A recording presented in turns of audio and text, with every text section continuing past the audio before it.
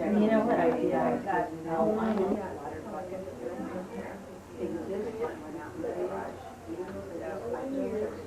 I think like that. I like them because you have water up there and they're not watercolors. I'm Audi Stanton, and I teach watercolor and I teach acrylics, and my education is ongoing. I'm always learning. I started out at the American Academy of Art in Chicago, and I've taken classes in lots of different media and figure drawing, craft classes, and I belong to a gallery in Sacramento called the Artist Collaborative Gallery. And I was a member there for 17 years, and that's where I sold my paintings and my craft work and met 42 other wonderful craftspeople who worked on wood and glass. And so I've always admired the other crafts, and I've tried to perfect mine and worked real hard at color theory. And what I'm going to show you today is something that I'll review from my past demos, and something a little bit new because my art evolves and changes. And hopefully yours will too, and you'll catch on to some techniques that are fun and exciting and that you'll want to paint all the time. I was born in Chicago and lived in San Francisco for a while, where I attended the Academy of Art in San Francisco. And the Art Institute of Chicago was a big influence in my life. And right now I feel museum deprived, but hopefully I'll take care of that soon. The Coos Art Museum, Coos Bay, is a wonderful place to go if you want to plan a short trip. And they have shows that rotate, and very nice, very nice place. So I'd like to explain a few things. I'll start with my material. This is a covered palette which I use to save any leftover paint. And when I studied with Merlin E. Nabnett, who is a color expert, he had all of his paints under glass, and they were oil paints, and he arranged them in 4 different values. Like this would be light yellow, medium, a little darker, and then from the tube. And this is how I've worked before, and that's what these represent down here. I paint on glass. These are available at Walmart. It's actually a glass cutting board. One side is smooth and the other side is rough texture. You want to work on the smooth side. Always have a piece of white paper underneath so you can get your color fairly pure. Those are also sometimes found at a garage sale. They're inside of microwaves that have been thrown away. So I would suggest working on glass. It also sharpens up your palette knives. My brushes are quite a variety. The ones I'll be using today will be these huge ones for the sky. And as we get down to the finishing touches, we use smaller brushes. I like the bounce of the canvas, the actual stretched canvas, and so that's what I've been using. Those top 2 are going into the Brian Scott Gallery for my August show. It'll run from August 8th, when the reception is, until the 31st. So where is that gallery? It's at Chepstow Avenue, Oh, the Brian Scott the Gallery? new gallery. Oh, and it has a new name, it's called the... Brian Scott. Oh, I That's didn't my understand. Chicago accent you're hearing.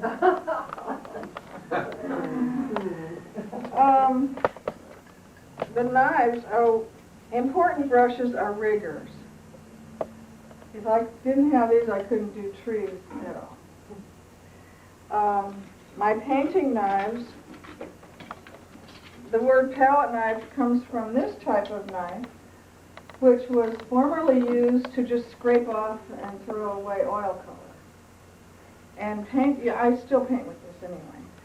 These are some of the painting knives that I use. They're also called painting spatulas. This is a pie server from Walmart. But it's great for clouds. You want to let your tools do all the work so you don't have much to do. And when you want to get into a very small area, you would use a pointed one, like about this size here. Probably wonder why I brought trash with me. I brought yogurt cups, and the reason is because, especially in this hot weather, the colors dry really fast, and so if I'm finished with one, I'll cover it. Oh. And it'll hold on to that moisture for a little longer. I use an empty tissue box because I use all kinds of tissues all the time, and so when I wipe off my knife, this is my trash. And then it's easy just to throw this away.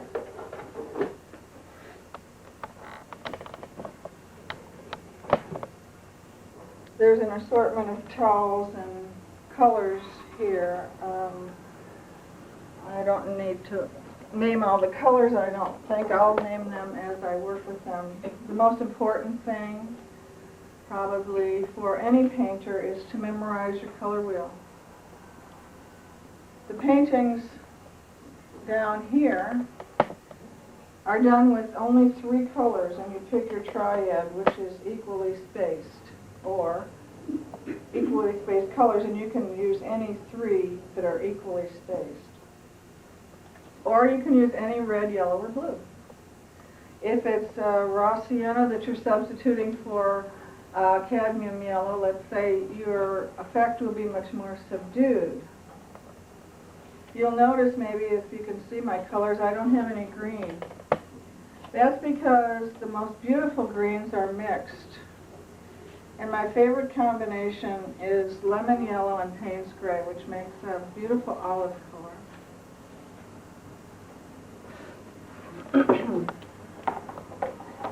The way I'm working right now is rather bold, and so I have to let the paint dry a little bit before I get into it. So I'll paint the sky part, and then I'll talk about this other technique over here.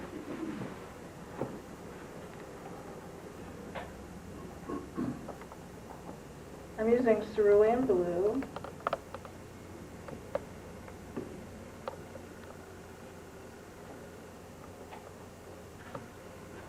And cobalt blue. This is my darkest value.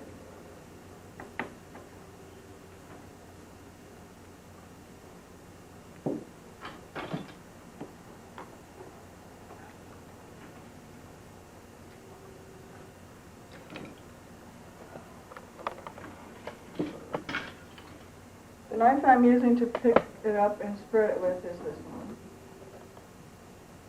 It has a little angle so you don't get your fingers in the paint. This is straight from the tube, and I'm placing the cerulean blue on one side.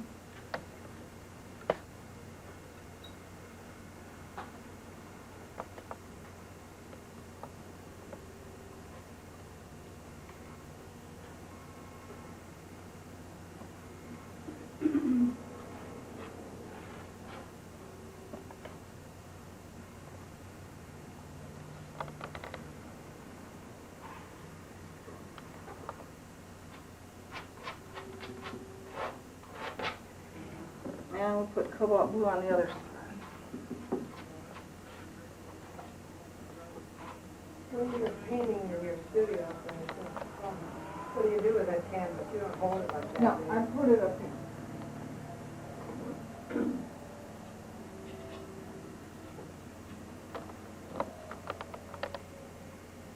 But she's been told by the video lady she can't do I have that. to obey the rules, but that's okay up there. Oh, okay, great. Okay.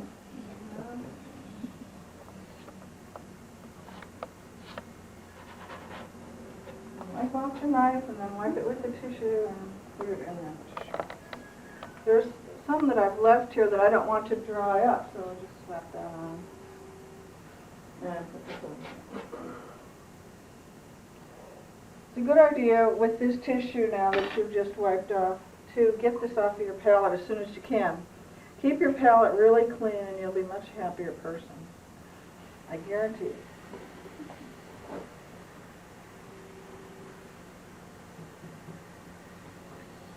Memorize your color wheel so that you know what's opposite, so that if this color would be too garish, I would know right away I'd have to put some orange on there to tone it down and to gray it.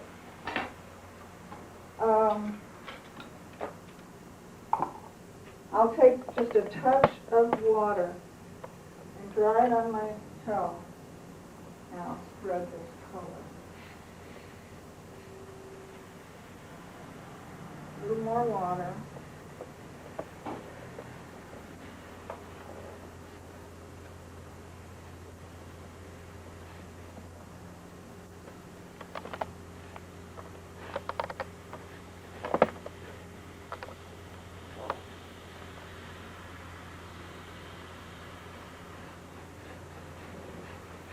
Try to get all the white spots covered. You don't want any little white spots.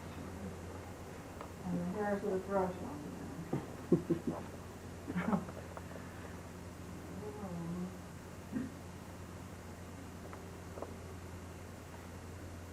You buy those big brushes from the hardware store? Yes.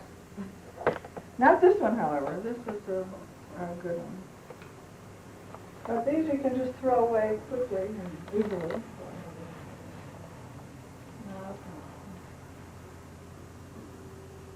Except that. Okay, so as your sky goes towards the horizon, it's going to lighten up a little bit. So we'll add a little bit of white.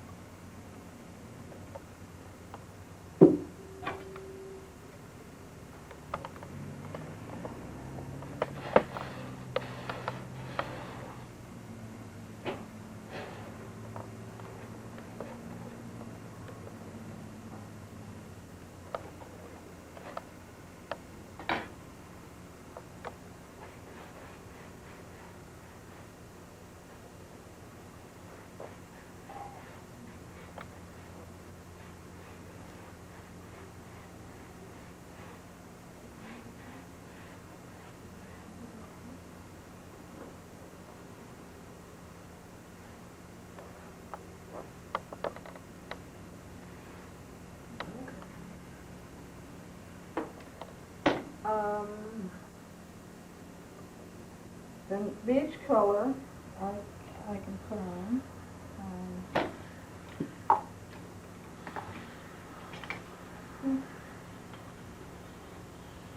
What I use for the beige color is raw sienna.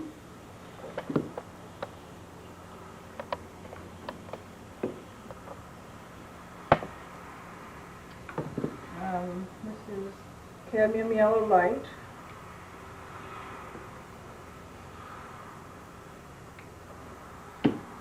And titanium white. You must always mix your darker color into your lighter color, and this white, of course, would be the lightest, so you want to mix your color into that.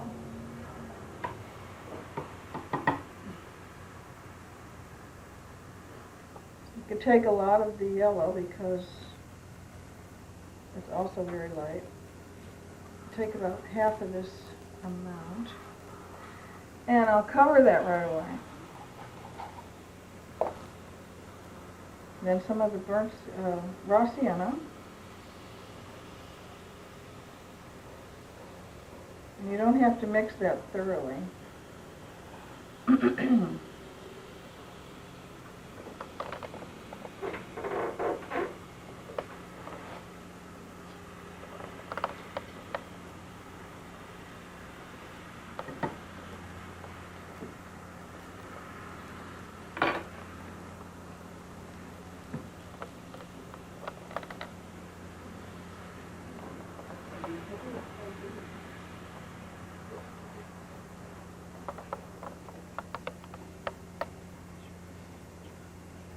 If it's hard to pull the paint across, add a little bit of water.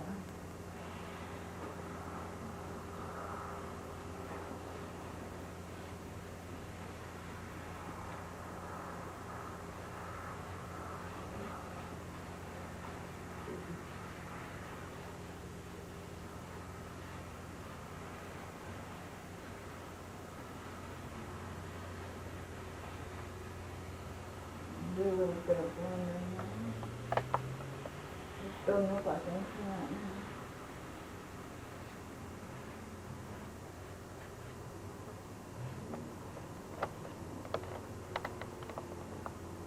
Does it look like the white canvas?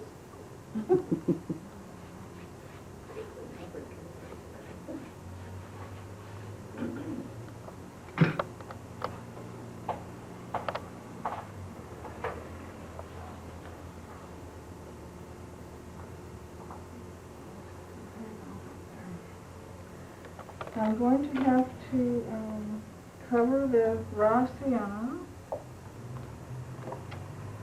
and there's not much of the yellow left, so I'll pick that up and combine it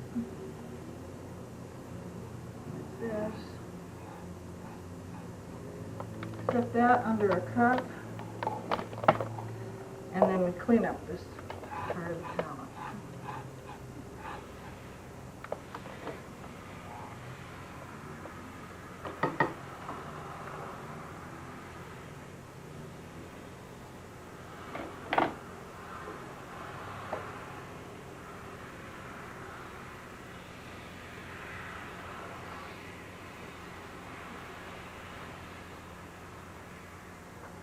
We need to have this color a little bit wet, but not soaking wet, and you can tell this kind of glistens just a little bit. Because of the blending of the clouds, you need to pull the blue into the clouds to make the gray. These brushes are, I'll change my water color.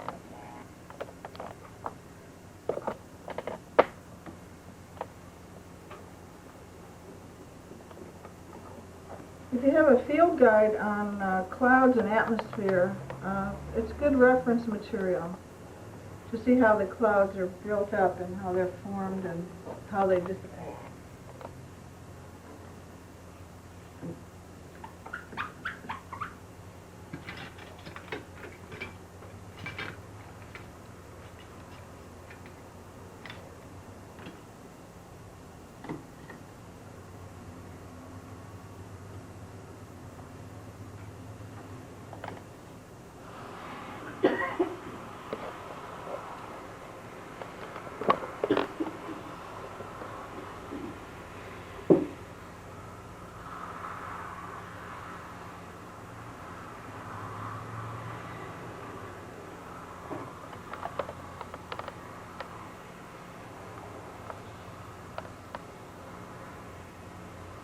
Is that blue dry yet? No. Still wet? Still wet. Okay. Did you use the retardant? No.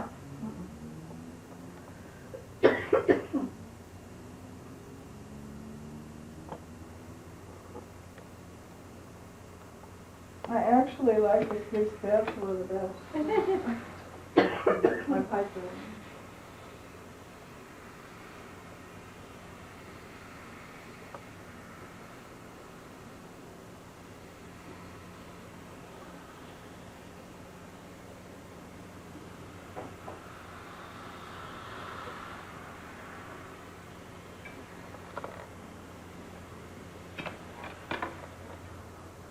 The gray I'm using is Payne's gray with white.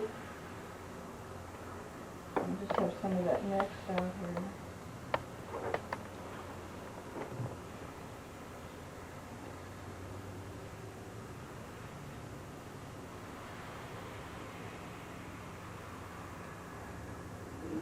I'd have to have plastic cups so I could see through them, what color was under there. Yeah.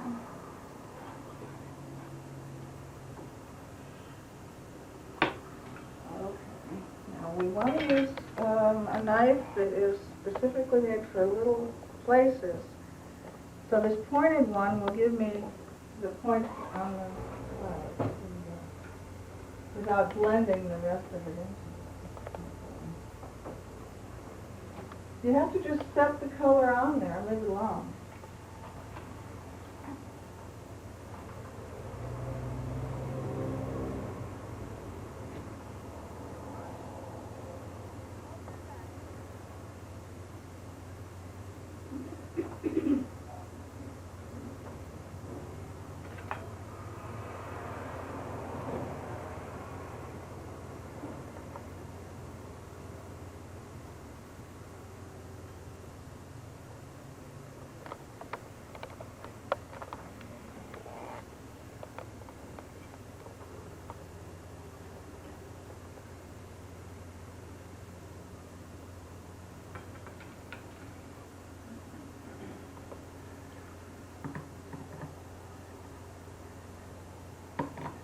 This is the original brush I used for the sky.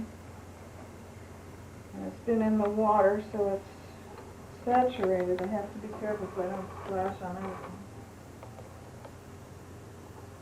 Soften your edges.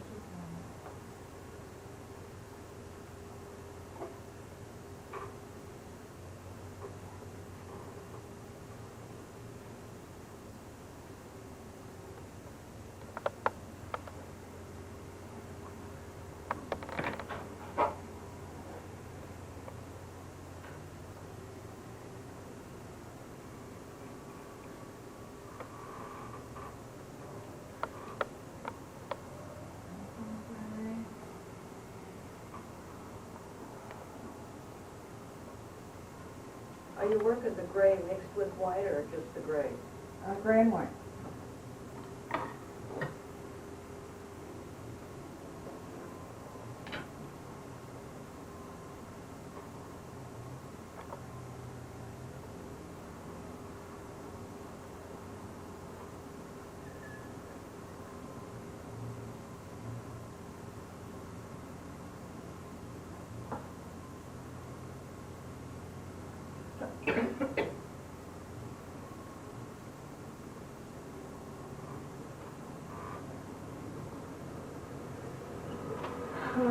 Some of that family's done with and a little too wet with the brush, so I'll continue to form clouds.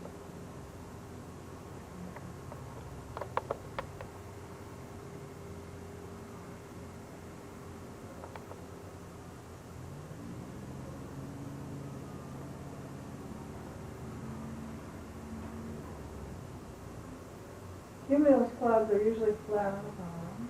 Sometimes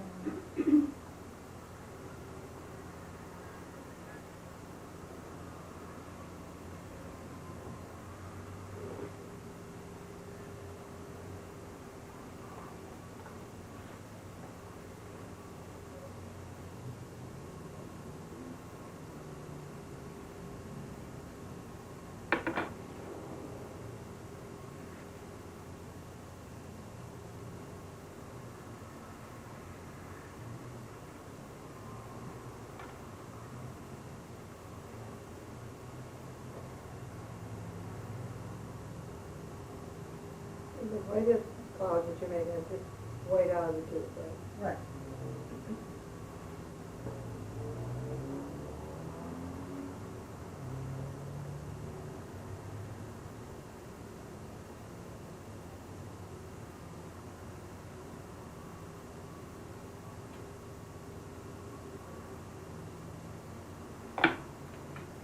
Now with a smaller brush you can form some shapes. A little too wet.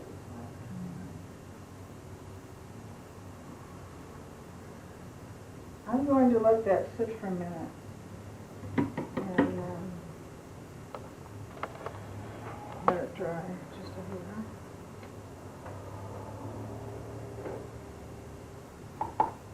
Cover up my white, which is so valuable, in the paint spray.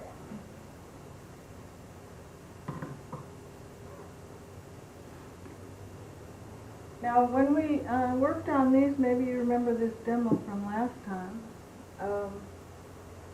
We used 4 values. These were red, yellow, and blue. mixed with white in equal amounts so that we came up with a pastel. This is how you show your distance. If you work with only 4 values, you'll usually come out with a wonderful painting. Having too many colors and too many values is too confusing, so simplify is the name of the game. This is my darkest color here, and that's straight out of the tube, and it's Payne's gray and yellow, cadmium yellow, I believe. And when you put colors that are next to each other on the color wheel, they will always be harmonious. It's a proven fact that you'll come up with a wonderful painting if you have colors that are in sequence on the color wheel. So, for example, if you want to have a warm color scheme, you work in these 3 colors, or a little further down.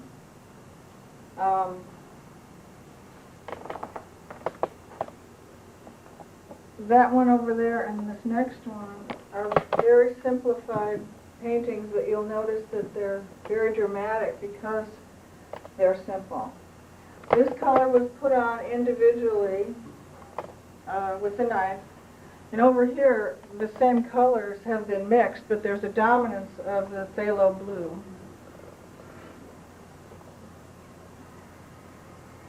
Again, these are all in sequence on the color wheel, going from yellow-green to blue-green. So it's right in here, and that's all I use, plus white.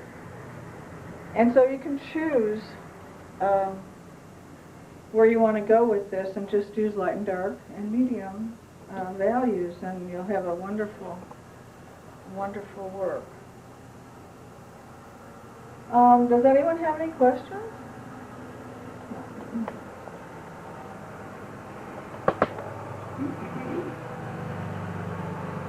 Are you going to be giving any workshops? Not this year, but I'm thinking of doing it next year. I did a palette knife class at Manly Art Center that was very good, and I'll probably have like a 4-day workshop on palette knife. That seems to be the favorite in this area, the 4-day workshop. Right. You can move it around. Right. But when you want to grade down this color, you go to the halfway in between these two. No, That's you the go grade. directly across the color. Right, directly across, which would be halfway between these two. Oh, I see what you mean. Yeah. No, that's a separate set of rules. That's a different thing. You're choosing a triad for the paints that you're going to buy. And let's say you buy blue, but you're going to mix some of the red and yellow in order to gray it down with orange. So you'll have the red, yellow, and blue if that's what you're starting with. But orange is halfway between red and yellow. Yeah. So Right. So it works out. Yeah, this isn't my favorite one. My favorite one is one that I made. It's very simple, just circles of each of the 12 colors. And this is the biggest secret there is. If you memorize this, you've got it, and use 3 or 4 values. And that's really it. Application of color can be learned from a book usually, but good to see demos on how other artists apply the color. So I'll go in with this.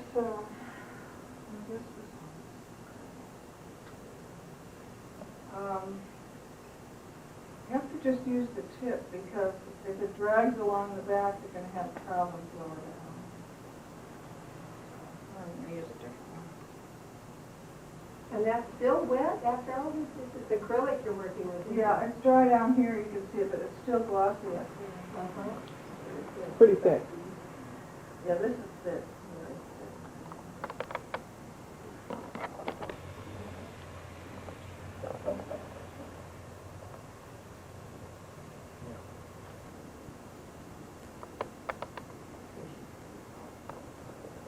Let's not try. Say that again, Greta. We're prepared to heckle. Well, Greta's a wonderful person to demonstrate because she's a ham and she tells jokes and she fun with everybody, and I'm just too serious. I wasn't aware of that. I thought I was being dignified. You will.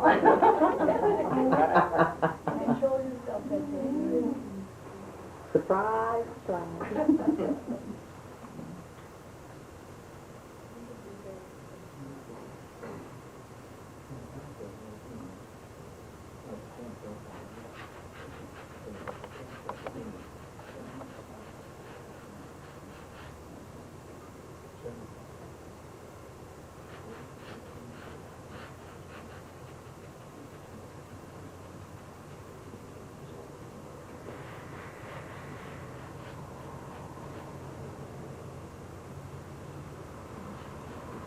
The clouds follow perspective also, and as they go into the distance, they get smaller, but they're still there. So it's good to include them. Sometimes they're just wisps of clouds.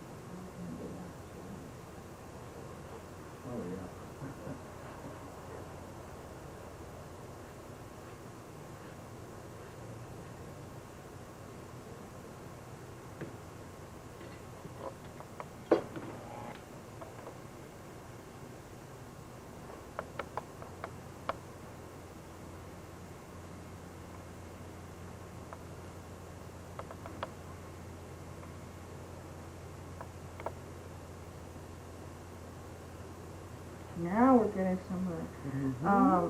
Because it must be because the weather is hot that we can't get the drying continuity that I'm used to on this. And so I was wondering about that. yeah, it's, now see, this is working much better than what was happening here.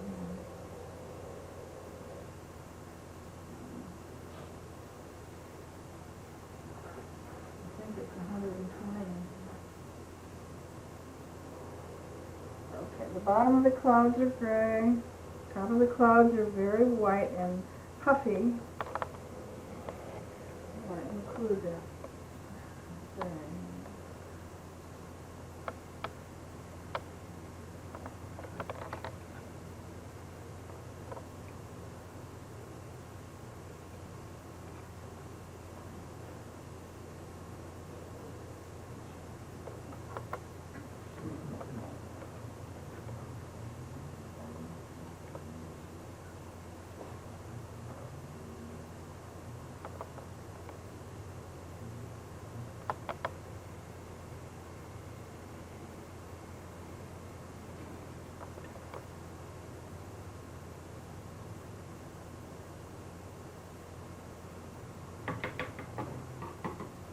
If you have any questions, just blurt them out.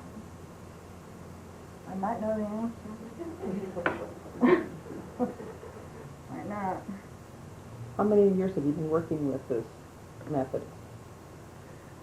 Well, when I was a teenager, I was a lecture assistant to Merlin in Abnett, and he's the one that showed me the palette knife.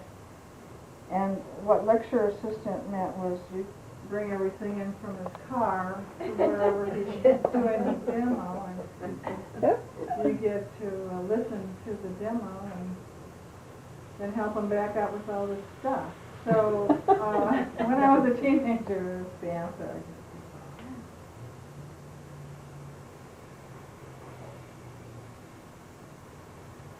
So that was 3 or 4 years ago. That was about 4 years ago.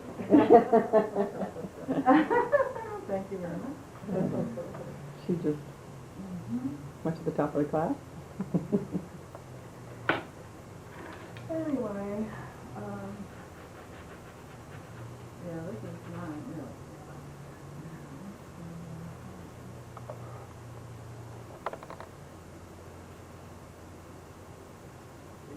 Now, if you should want some sunshine behind your cloud, like on this one, you would do that after it's dry. Start with yellow with a small brush and just brush it onto the rough areas. Like in this area would be a good place. And then add just a bit of orange because that's the next color on the color wheel. And the same thing here. Here we've gone to a yellow, yellow, orange, and red on that. All right. Now, let's take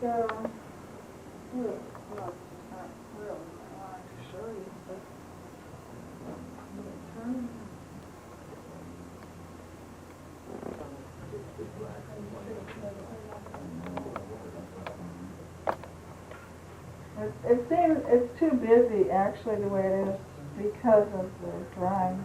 I'm not used to it. But we're gonna forget about that. So we take, Is that? if it's a hot day, then you're not real sure when that certain point is. Mm-hmm. So there are artists who are good in the winter? I would imagine so. That explains a lot. I know I am. I Which know one are I you? am. You're the winter artist? Year round. She's year Do you have round. to get used to different climates when you move Um, with your drawing time? No, actually, I never had a problem before today, really. Ah. Of course, that's when it shows up on the day that it shouldn't. But, oh well. Well, you're teaching us. We'll just You're get learning. Yeah, right, I'm It's supposed to teaching be him something. 91 and looking today. No, that way. Whoa. Well, we live right down near the water, and Chuck said we've had 70 degrees for 3 days in a row. Over 70. He's Are you on the river or the ocean? the ocean. Really, I blame our low temperature because we take it out by the ocean, but I guess people. Well, that's why Brooklyn's people come down here if it was so cool. That must be. Further in the water. Right, that's why you're 10 degrees usually. Yeah. No, everybody wants to go to Brooklyn. You go to Medford, that's always the same. We reach out and I don't know how to do that. A lot of good.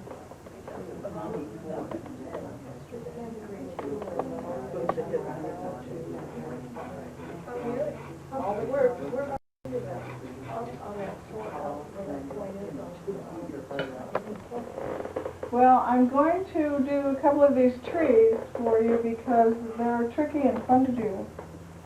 So I don't know what this painting's ever going to look like, but we'll put some trees in here and see if we can goof those up. That's, I'm using cadmium yellow light and Payne's gray.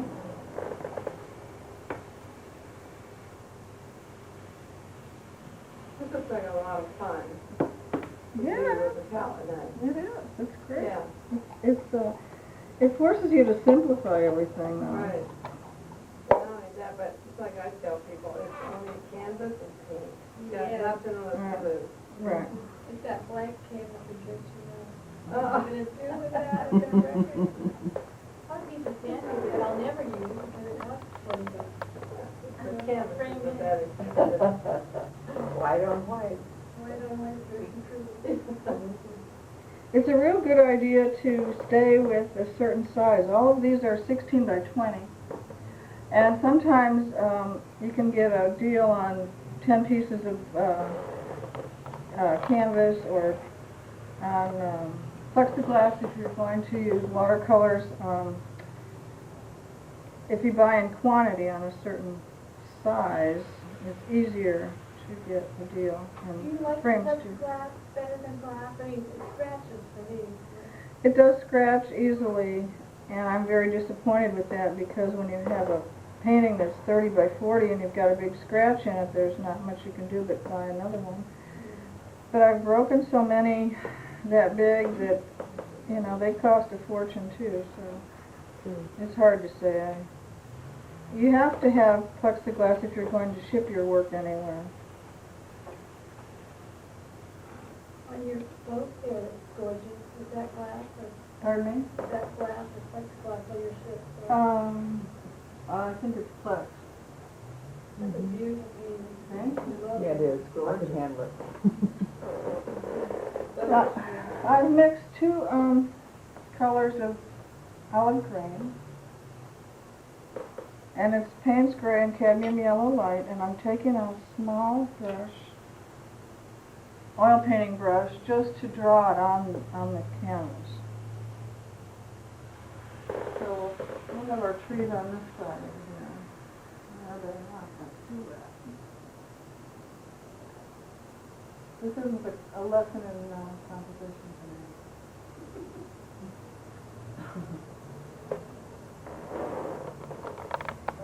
Okay, up to there. And if you're real squeamish about your trunk not being exactly straight, you can use the outside edge with your pinky for a rule. So I'll show you how that works. You just slide your pinky as a guide down the side edge.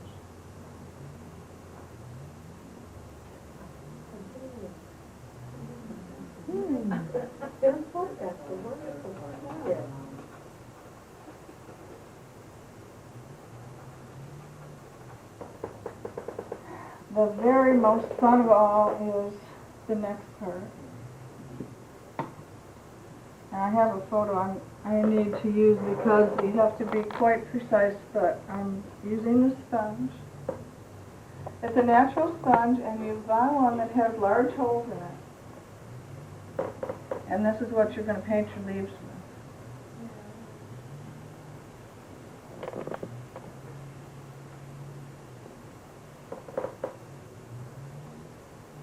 The rule is light against dark and dark against light. So where sky, you're going to have to use the lighter color.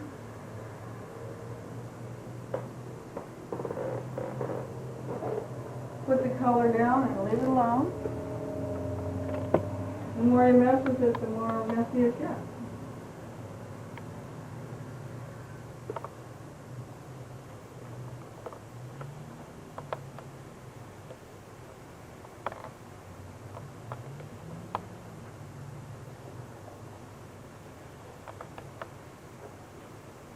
The point of most contrast is usually your center of interest. And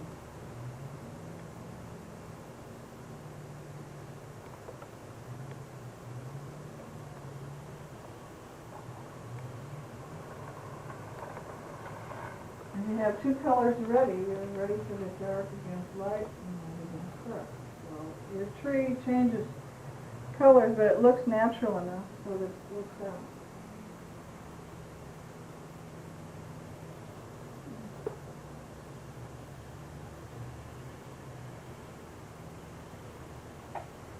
Now, next to that is a big bush, and I'm going to make that dark because it's a medium tone behind it.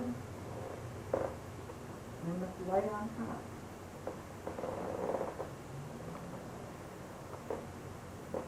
These bushes come up like this. Oh, Again with the sponge. And then way down here. Have you ever tried your clouds using a sponge? Uh-huh. Yeah, it looks well. Yeah. Mm-hmm.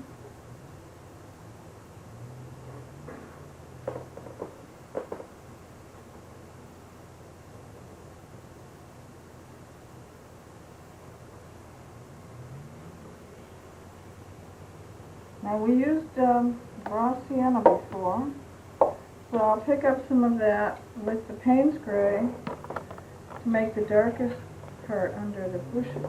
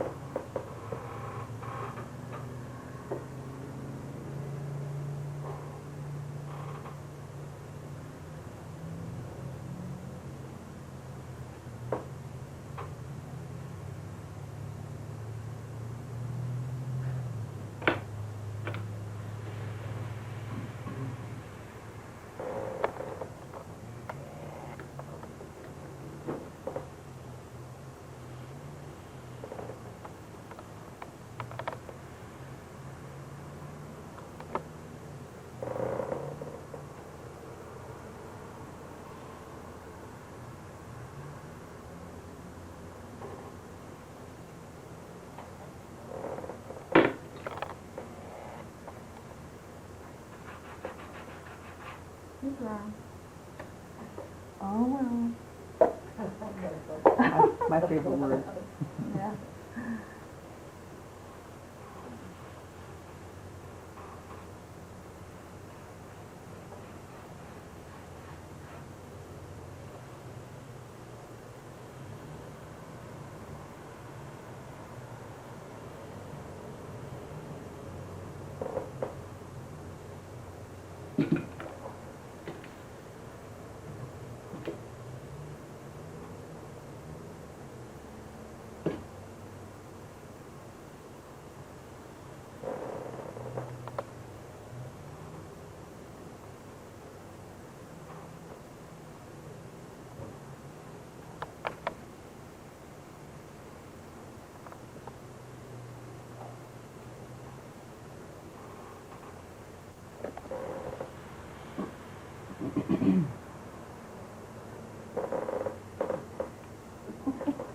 because of the atmosphere, things gray down when they go far into the distance. So we'll use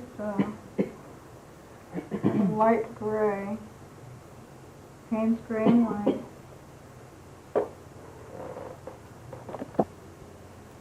And that will be a base for a rock area. Way back there.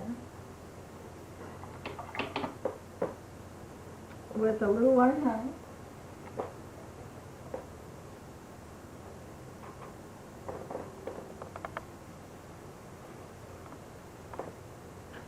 And in order for the house to stand out, we need to put bushes and trees behind it.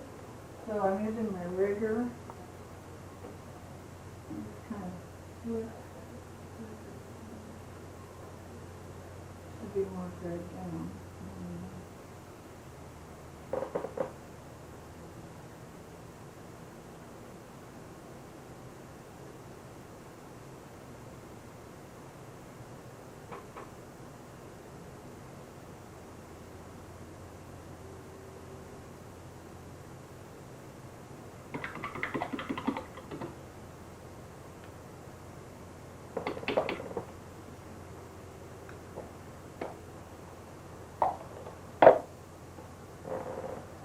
Oh.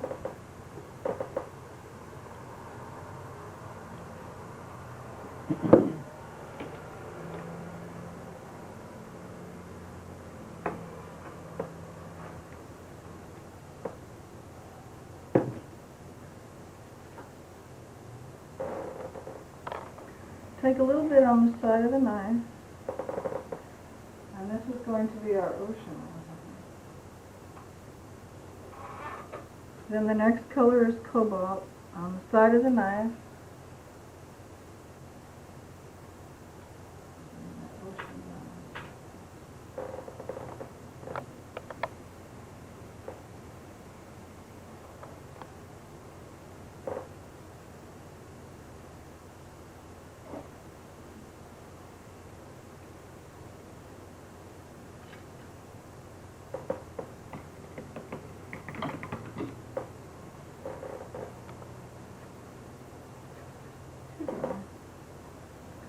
Oh, dry. Oh.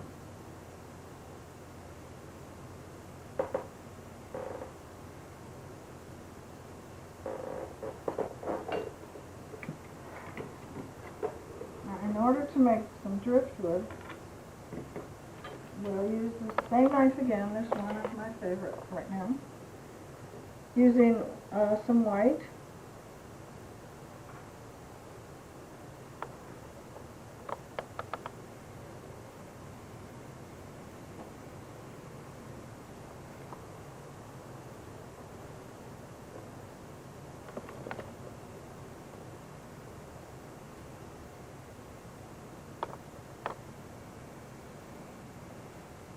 Cover it with fern.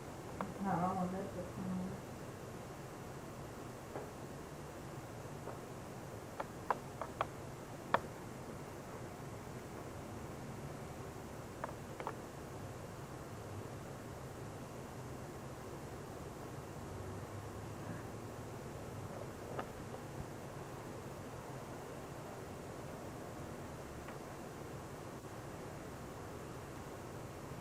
Now when those dry, they have to be mottled a little bit with the brush. A small brush.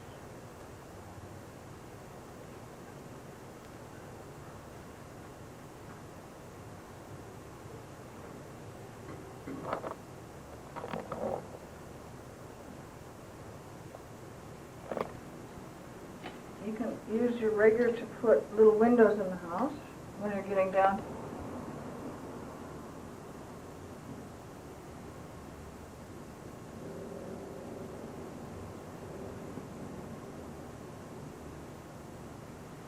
It just isn't working with the temperature.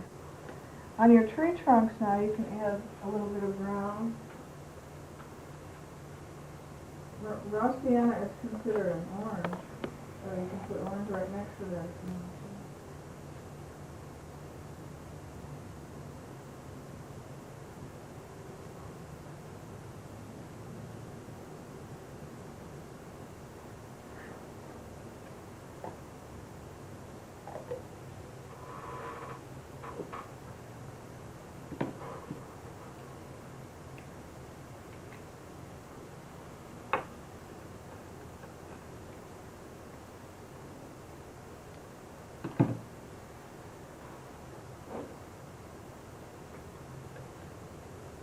take your color on the side of your knife and set it right next to what you have here. And when they're next to each other on the color wheel, you have a very nice, what we call singing color.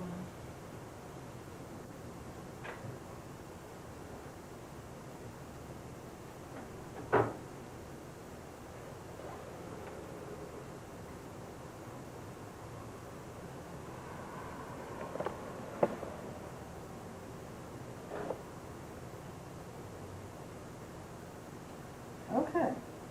Any questions? Fantastic, thank you. You're welcome. You're very welcome. Same time next year? No, I want to go in the winter. Winter time next year. This is, too Thank you. Have fun on the river. hot.